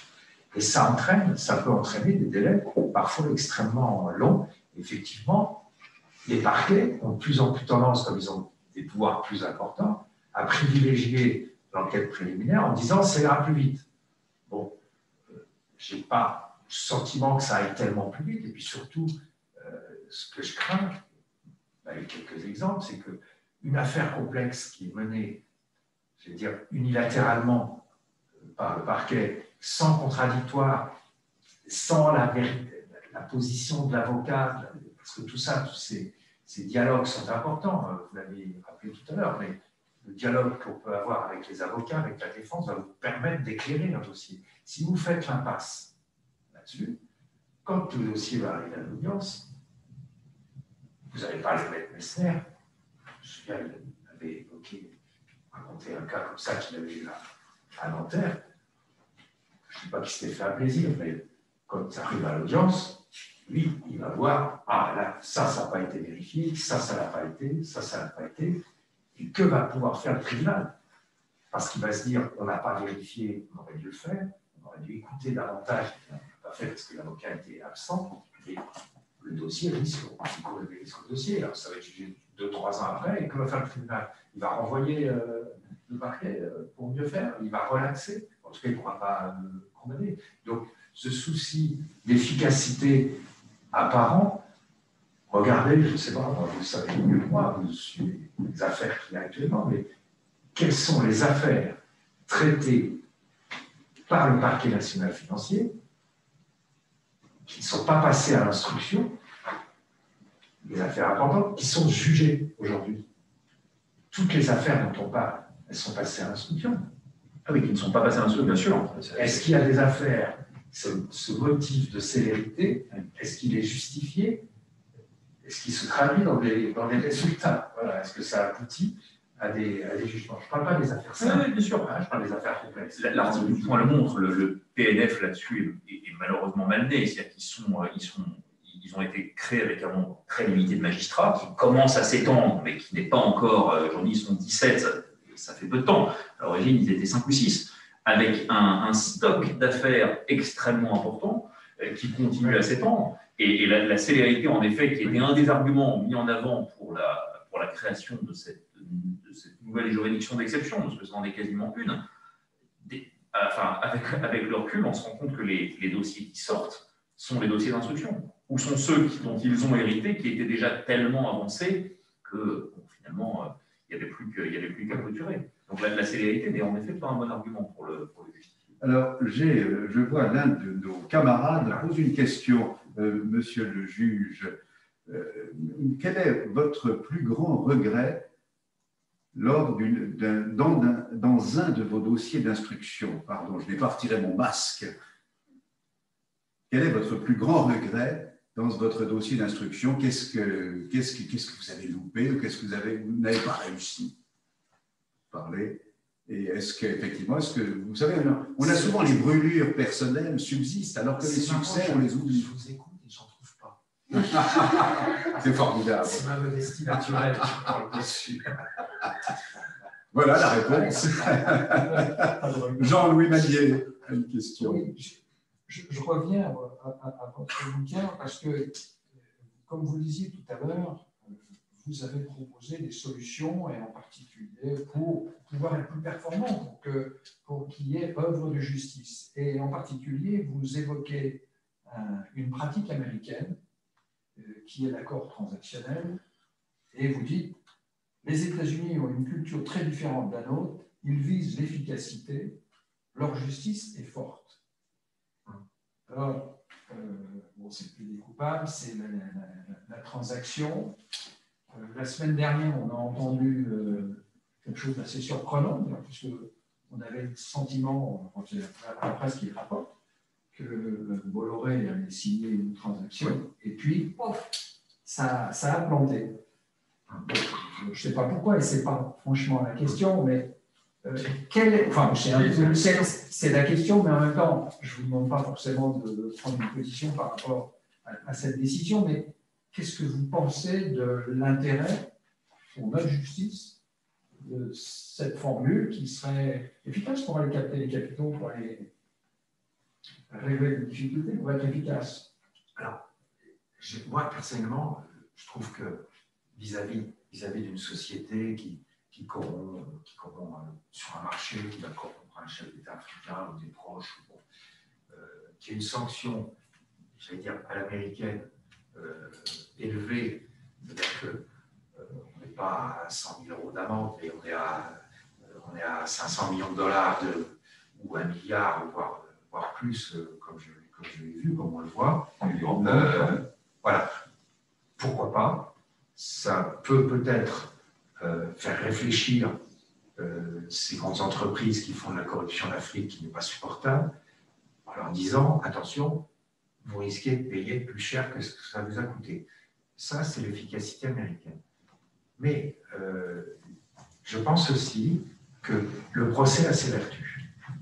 Le procès a ses vertus parce que ce qui me gêne un peu dans cette solution, c'est que qui va payer l'édition? C'est l'entreprise. Alors, mon côté communiste va dire les actionnaires, c'est pas grave. Bon, mais mon côté communiste va dire aussi, mais il y a aussi les salariés, il y a de l'emploi, il y a des bénéfices qu'on va prendre. Mais regardez l'exemple d'Airbus. Vous avez vu qu'Airbus, j'ai lu dans la presse, avait fait l'objet d'une transaction avec 3 parquets. C'est-à-dire que le parquet national financier, on a importé les méthodes américaines, a appliqué les mêmes solutions. Alors, ils se sont mis d'accord, après l'article du Monde que j'ai lu, entre le parquet national financier, le département de DOJ, le département de justice américain, et j'ai cru comprendre aussi le SFO en Angleterre. L'amende, elle est de plusieurs milliards, je ne sais plus, c'est 3 ou 4 milliards. Alors, jusqu'alors, les 3-4 milliards, ils seraient allés dans la poche du fisc américain. Bon, il y a un progrès, on en récupère 1 milliard et les Anglais aussi. Bon. Arrive le Covid. Catastrophe. Aujourd'hui, on distribue. C'est-à-dire que ce qu'on a pris du monde, on va le vendre. Donc, ça montre bien les limites de l'exercice. Moi, ce qui me gêne le plus dans ces affaires-là, c'est les transactions sur les personnes les dirigeants. Parce que ce sont eux qui portent la responsabilité de ces choix. Alors, bien sûr, on peut dire on le fait dans l'intérêt de l'entreprise, il faut sanctionner l'entreprise. On a créé la responsabilité de la personne morale il y a peut-être 25 ans, c'est 94, oui, ça en mémoire, qui n'existait pas avant, c'est une bonne chose. Mais on doit aussi s'intéresser aux personnes physiques. Ce qui s'est passé dans le cas de figure que j'ai connu, je ne connais pas, que j'ai lu dans la presse, j'ai bien compris, c'est que la transaction qui est faite entre le parquet national financier et les personnes suivies n'a pas été validée par un juge judiciaire qui a considéré qu'il fallait qu'il y ait un procès, notamment à l'égard de la personne physique qui dirige le groupe. J'ai cru comprendre que les personnes morales, c'est validé, c'est ce que j'ai lu dans l'article, enfin je parle de ce que je connais pas, mais revenons-en au principe. Il y a une vraie difficulté. Je comprends le souci d'efficacité de sanctionner, mais attention, sanctionner l'entreprise, c'est aussi sanctionner ses salariés. Ça peut créer du chômage pour des gens qui n'ont aucune part de responsabilité. Donc, il faut quand même manier ça avec... bon. Et n'oublions pas que derrière, quand il y a de la corruption internationale, il y a souvent des intermédiaires et il y a des enrichissements, pas seulement du côté des personnes apparemment corrompues. Donc, il ne faut pas faire l'impasse non plus. Il faut qu'il y ait des investigations poussées sur la destination réelle des fonds. Et ça ne peut pas passer par une transaction. La transaction peut arriver qu'une fois ce travail fait. Mais vous savez, Les rétrocommissions. oui, mais vous savez, on voit quand même l'évolution des structures des grands groupes à la suite des condamnations tout à fait importantes de milliards de dollars qui ont été prononcées aux États-Unis, qui ont été négociées aux États-Unis. On a vu les grands groupes, en particulier les grands groupes français, se doter de services de conformité pour s'assurer que précisément il n'y a pas de bêtises qui sont commises. Donc ça a une valeur exemplaire. Le but d'une peine, c'est aussi la prévention de fautes ultérieures. Donc le rôle de la justice, c'est pas simplement d'être vengeur, c'est aussi de pouvoir rétablir un bonheur. Oui, vous pouvez m'affirmer, les yeux dans les yeux, que la corruption internationale a disparu. Non, mais il y en a beaucoup qui. Mais il y a un certain nombre de choses qui se sont produites. De la même façon que vous disiez tout à l'heure, on étouffait les affaires financières.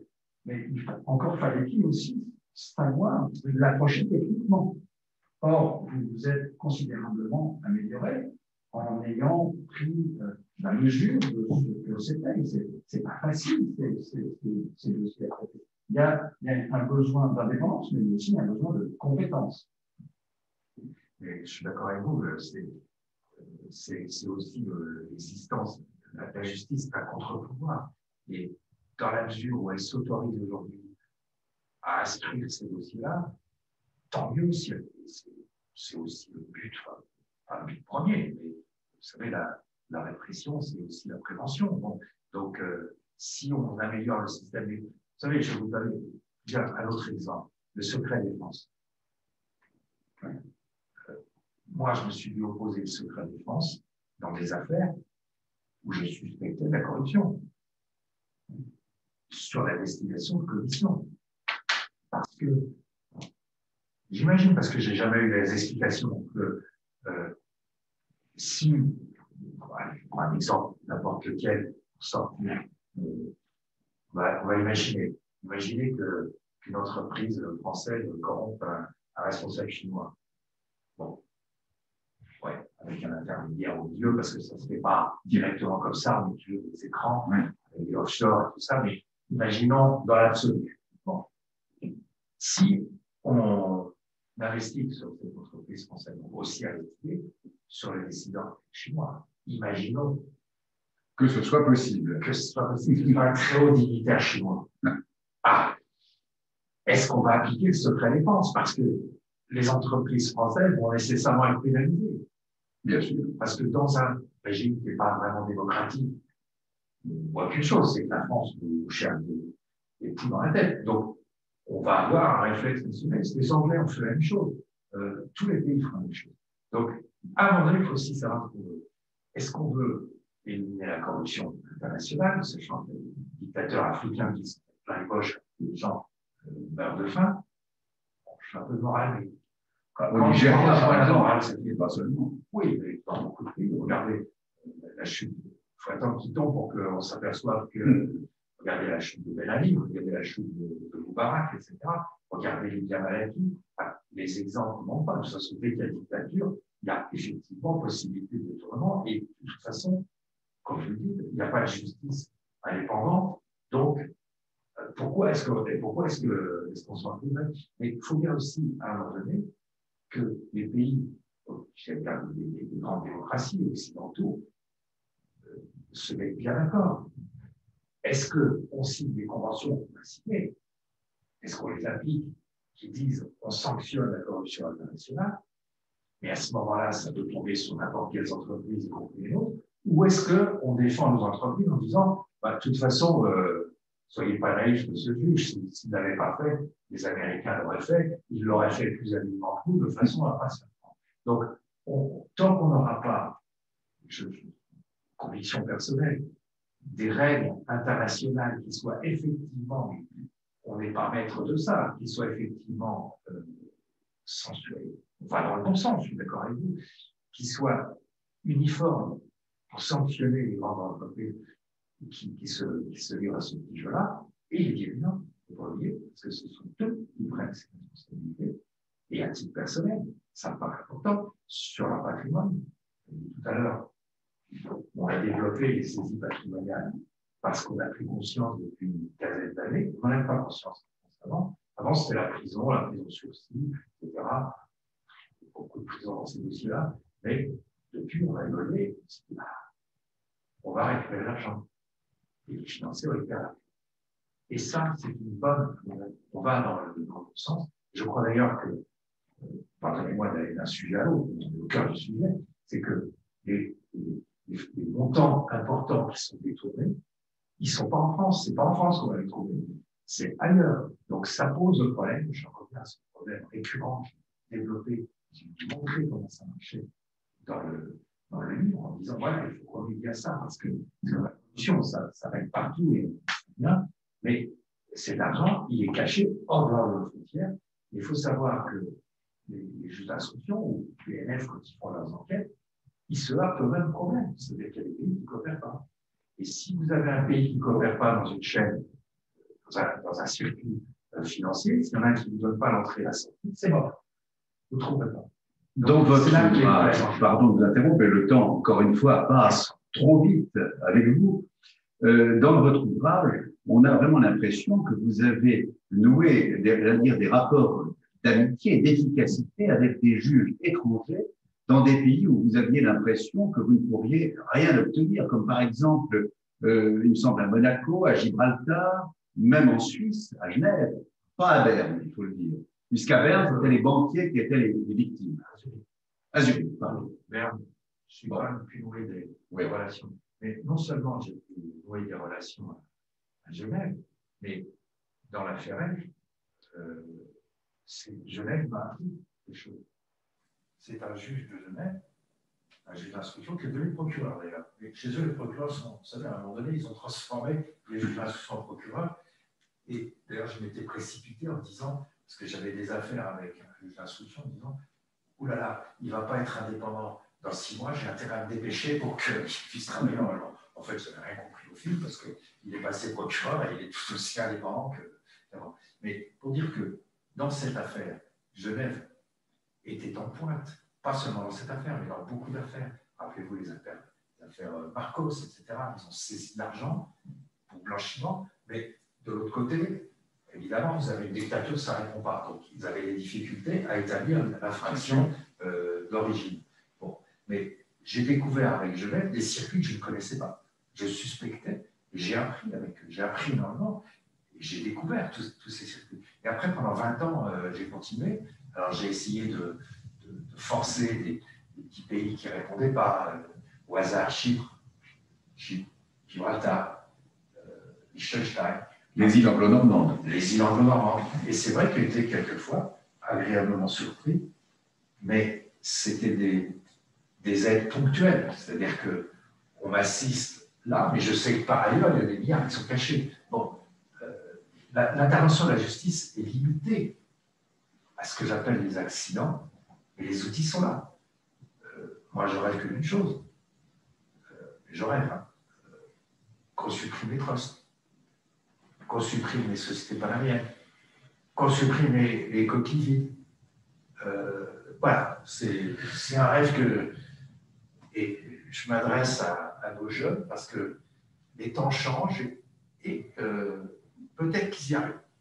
Il y a tout de même une évolution, puisque dans notre vie d'avocat, je parle devant toi, Jean-Louis, nous avons connu cette époque où il était tout à fait normal pour une entreprise française qui voulait investir à l'étranger, qui voulait gagner des marchés, effectivement, de pouvoir corrompre telle ou telle personne. D'ailleurs, il y avait une ligne particulière dans des déclarations et on allait dans un petit bureau au ministère des Finances pour faire ça. Et c'était considéré au contraire, on était au contraire une entreprise extrêmement intéressante puisqu'on faisait rentrer des devises et ça permettait ensuite de recevoir une décoration de l'État.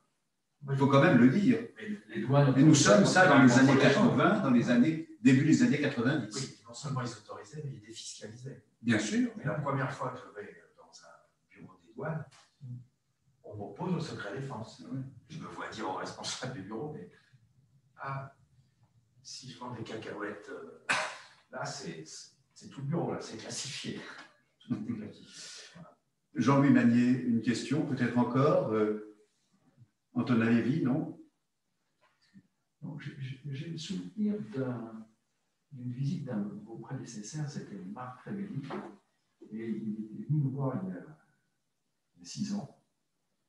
Il était en train de rentrer aux affaires familiales. Il avait fait une très belle carrière et il nous avait parlé avec passion de ce qu'il avait fait à l'antiterrorisme. Il regrettait beaucoup qu'une règle de 10 ans le contraigne de changer de pratique. Il me semble que si ça peut avoir un intérêt de ne pas laisser s'enquister des personnes dans des situations, il faut aussi appliquer le principe de spécialité, c'est quand même beaucoup plus efficace. Qu'est-ce que vous en pensez? Moi, je pense que j'ai été plus malin que Trévidic, puisque je suis resté 20 ans. Comment vous avez fait? Parce que, c'est très simple, il y a eu deux raisons. La première, c'est du mépris pour les titres. Lorsque la réforme des 10 ans intervient, j'étais premier juge d'instruction et on me dit vous allez passer vice-président chargé d'instruction. Il fallait remplir les papiers. J'en ai rien à faire, ça ne change rien, donc je ne remplis pas les papiers. Ce que je ne réalise pas à ce moment-là, c'est que en ne devenant pas vice-président d'instruction, je reste sous l'ancien régime. C'est-à-dire que je ne suis pas soumis à la règle des 10 ans. Et puis, deuxième accident, parce qu'il y a eu un deuxième accident, il y a eu Clearstream. Oui. Je devais partir en 2006, je suis arrivé en 2000 au pôle financier, je suis resté jusqu'en 2019. J'ai battu les records. Alors que je suis un partisan de la mobilité. De 2000, paradoxe. Très paradoxal. 2006, arrive l'affaire Clearstream, je suis programmé pour partir président de chambre. Je suis président de chambre à la Cour d'appel. Dossier Clearstream, je vais avoir des poursuites engagées par le garde des Sceaux, le pouvoir politique de l'époque, relayé par un inspecteur général, que je considère comme un procureur général. Je vais avoir droit à 6 ans de poursuite devant le Conseil supérieur de la magistrature, qui à la fin va quand même dire qu'il n'a rien à me reprocher. Bon. J'étais présumé innocent. Et défendu par les avocats. Et voilà, c'est là que j'ai compris le rôle des avocats. Voilà. Mais votre carrière a été retardée. Mais du coup, votre avancement. Mon avancement, tout a été suspendu. Alors, pendant ces 6 ans, de 2006 à 2012 de poursuite, on donne quand même le dossier Karachi, on donne quand même des... Bon, quelqu'un qui est poursuivi, bon, admettons, mais arrive 2012, je suis blanchi, et à ce moment-là, se libère un poste de premier vice-président instruction au pôle financier à Paris. Je fais la demande, comme je suis déjà dans les plus vieux, dans l'ancienneté du grade de tout ce que vous voudrez, on me le donne, et ce qui fait que j'ai gardé mes dossiers, j'ai gardé mon bureau, malgré fier, j'ai gardé toutes mes habitudes, et je suis resté 19 ans. Voilà. Et voilà ce qu'il faut faire pour éviter l'arrêt des... Il faut se faire poursuivre par le CSF. Voilà. Et avoir un bon avocat, évidemment, on s'en sortir à la sortie. Toujours avoir un bon avocat, toujours. Avez-vous encore une question? Je crois que nous nous rapprochons de la fin de cet entretien qui a été très riche. Et en tout cas, donc, je vous remercie. Merci. Monsieur Renaud Van Brinbeck, merci beaucoup. En tout cas, et je conseille à nos auditeurs, nos lecteurs, en tout cas, de se procurer votre ouvrage qui, comme l'a dit Jean-Louis Bellier, à 20 €, vous apprendrez beaucoup de choses.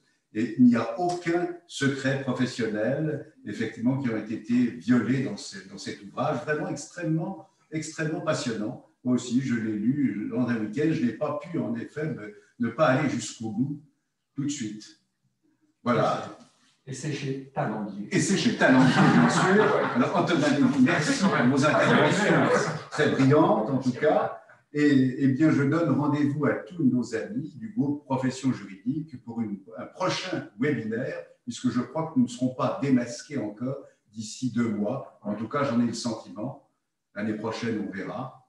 Mais en tout cas, merci à tous et pour cette soirée qui a été vraiment tout à fait passionnante. Merci. Merci.